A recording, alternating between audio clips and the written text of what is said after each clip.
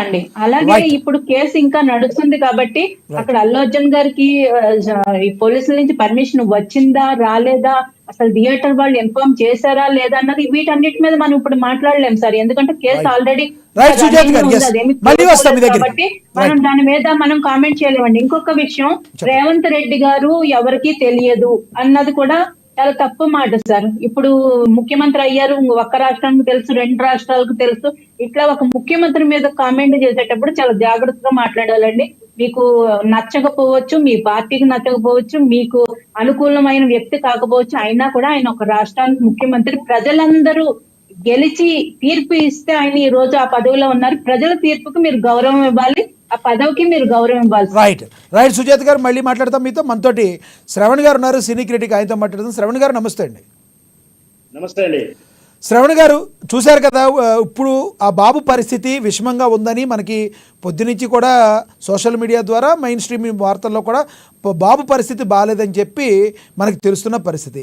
మరి రానున్న రోజుల్లో అల్లు అర్జున్కి బెయిల్ క్యాన్సిల్ అయ్యే అవకాశం ఉందా? అసలు అల్లు అర్జున్ మీద కుట్ర ఏమైనా జరుగుతుందా, లేదంటే ఏమనుకునే అవకాశం ఉంది దీనిలో? సరే అండి, నాకు కొంచెం వివరంగా ఒక 2 నిమిషాలు ఎక్కువ టైం స్పష్టంగా చెప్తాను. ఎందుకంటే మీరు సమయం ఉన్నంతలో ఇస్తాం, మీరు ముందుగా టైం వేస్ట్ చేయకుండా పాయింట్లోకి వచ్చారు. సినిమా జర్నలిస్టే కాకుండా జర్నలిస్టే కాకుండా సుదీర్ఘమైనటువంటి నాకు క్రైమ్ జర్నలిస్ట్ అవగాహన ఉంది. కేసులు, దాని తీరు, పర్యవసనాలు ఎలా ఉంటాయో చెప్తాను. ఇక్కడ ముఖ్యంగా అందరూ మర్చిపోతుంది, ఈ పుష్ప 2 విషయంలో రెండింటిని విచారించాల్సిన అవసరం ఉందండి. ఒకటి, సామాన్యుడికి అందుబాటు లేకుండా సినిమా ధరలు ఎవరిని అడిగి ఎందుకు పెంచారు, ఎవరు దాచినప్పుడు ఎందుకు పెంచారు, ఇట్లా పెంచుకుంటూ సినిమా చంపడం దాని గురించి నైతికంగా విచారించాల్సిన డిమాండ్ ఎవరు చేయట్లేరు. అదొక అంశం అండి. ఇప్పుడు అల్లు అర్జున్ గారు ప్రీమియర్ షోకి రావడం తొక్కిసలాట, దాని పర్యవసానం, తద్వారా ఇప్పుడు ఒకరు చనిపోయారు, ఒకరు ప్రమాద స్థితిలో ఉన్నారు, అంటే చాలా క్రిటికల్ కండిషన్ లో ఉన్నారు. సో ఈ సందర్భంలో ఇప్పుడు తెర మీదకి వస్తుంది, అల్లు అర్జున్ బెయిల్ క్యాన్సిల్ అవుతుందా అనేది ఒకటి చర్చ జరుగుతా ఉంది.